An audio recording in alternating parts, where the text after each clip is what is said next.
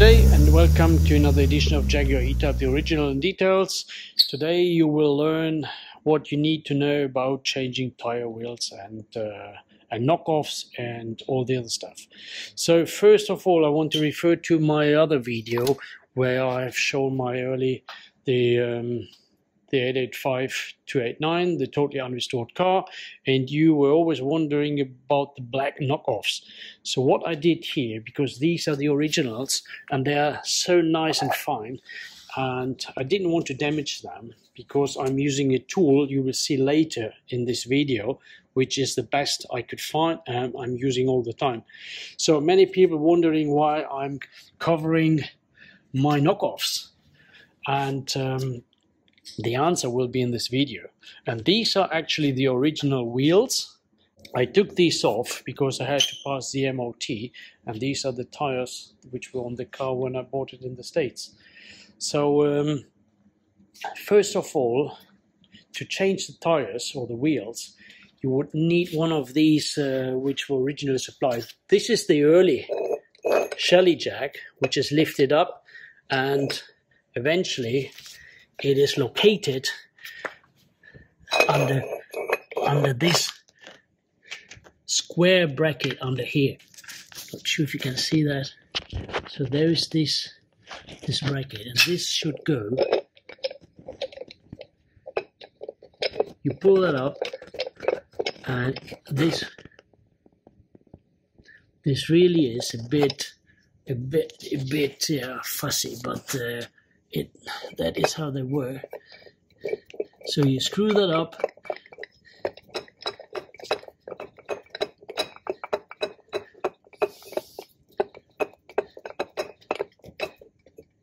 it would fit in here in this square. And I know already some people will complain.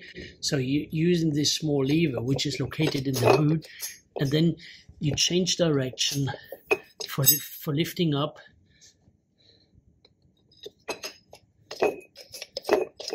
and this is how you would lift the car. It is really awkward, and that is why Jaguar had invented another jack, which is this one. So this is a bit easier to use maybe.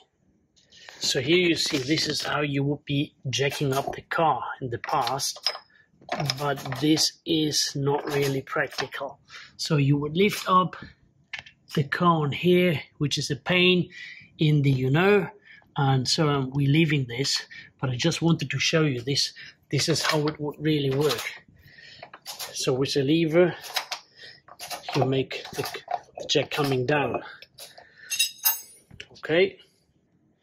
And now, while this Shelly jack model was used until June '62, the newly invented jack, the manufacturer one, which actually had a patent applied for on here, and later ones, I think in August, December, they had the patent number on it.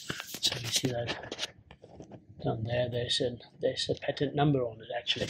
So this is then the improvement, and you would have a swivel down here which you locate on this pad, and then you start lifting the jack here. So this is also a bit fussy, but you would be raising the car here.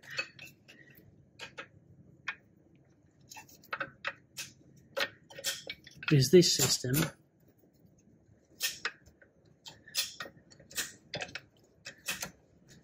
So one by one you would use this, and with this you see the car is already moving up.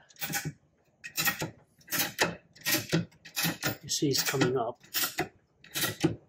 And this actually does work, but in my case now, as I just wanted to show you how to change the wheels, I'm using the other lift. So this is working, but not as good as I would like to. So this is again lowering the car you see it's coming down, and then I can lower the jack here. You see it's coming down, and I just take it away. This is so this is part. So this one is for cars from August '62. So what I'm using this hydraulic jack that is easier to work with. So I'm just placing that here and lifting up the car. This is obviously in my workshop. So next step then is, as you have seen these European knockoffs, and I've got a tool for this, which looks like this. So the actual tool for this 3-eared one is this knockoff tool, and this one has 3 holes. 1, 2, 3. No, it's not holes, but it's the fitment to get those on. Actually, in Germany, we had another type. This one has 2 ears only, and you see this tool only has 2 openings, so that fits in here. Problem is, these are so rare that if you misplace this tool, you would somehow have to get the knockoff off, and this is the result. When you don't have the tool, you need to push somewhere on the corner and get this off. So keep in mind, these ones, I think they were for Germany, Switzerland, and I think Austria. All the other countries had either this with the 3 ears, but remember, this has 2 opening, this one has 3 opening, 1, 2, 3. So this is the tool I actually like, because with this one you have a longer lever, there's no hitting, you don't need the hammer, and so this is just bolted on here, very smart. Drill a hole in here, spacer to get the distance, and then you can use this tool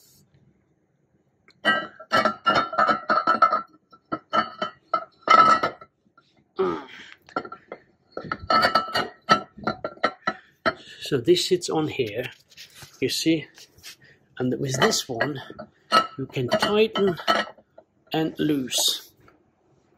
So this is then off, and then you do it again.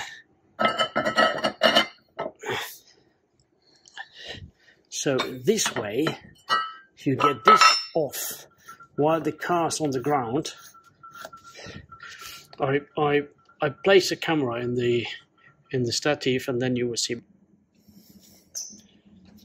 So now you see that I can spin this off.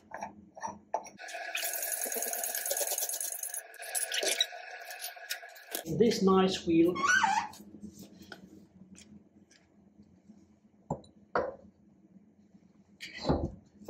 And now you see this does already look better. And now, because of the comments, I'm using the original. Just have to make sure it's the right side. And then I'm using this one, it should be the correct one. Yep, there you go. So this is the 2-eared, and then you know you had these tools which were, yeah, which are crap really. These,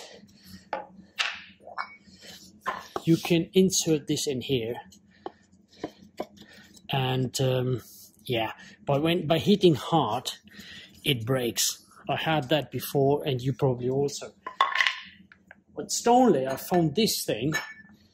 This seems to be a bit more solid, but it's still, yeah, it's not what I really liked. But I found another tool, which is this one. And this clamps on here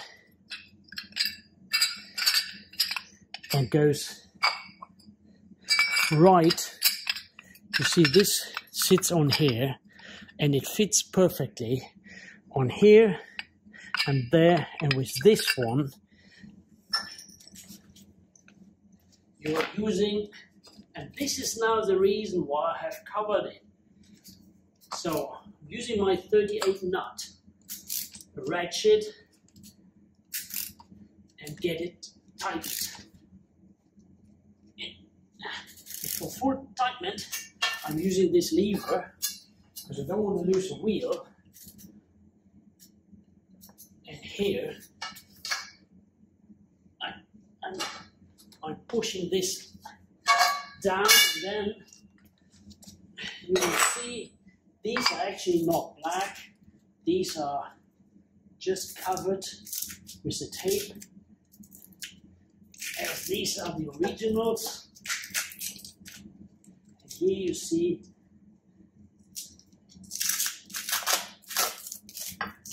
I get this off. Every workshop is doing this before removing the wheels. You don't want to have a customer having new knockoffs, and first thing at the workshop is damaging the nice chrome. And this one is the original, as you can see, still in perfect condition. And I tell you, so this is the original, and you can tell from the long arrow here, this is the original, still in perfect condition. These need to be polished because of the glue, and this is why I have them taped. And now I think you understand why on the other video these were black, but that is only an illusion. So, getting all my wheels changed, we can say the early Shelly Jag, it was a trial. I think this is really, they are nice to look at and nice to have, but they're not really useful. That's the reason why pretty soon Jaguar introduced this manufacturer jack, and this is working pretty good. You need to turn this for up and down direction, same as here. Here's another spline. With this one you change the direction, and this is actually the original one of car 885289, and so this is for lifting. I have of course this jack in the car, but at the workshop I'm using the hydraulic one. Then you have the different tools, the different knockoffs for Germany, the other one for Europe Continental, and then you had these for the States, which are still on this car. And then you have the different tools. So you could use the wooden one to put on here, which is a pain. You could use this one, which is acrylic or plastic, whatever that is. But I'm using this great rock solid tool. I put a nut on it, loosen it, straighten it, but I recommend to cover the knockoffs with a kind of masking tape. With that one, you can't damage or you won't scratch your hubs, your knockoffs, and so yep, that's about it. I continue my job here with the other 3 wheels, and then the car will be looking as how I bought it.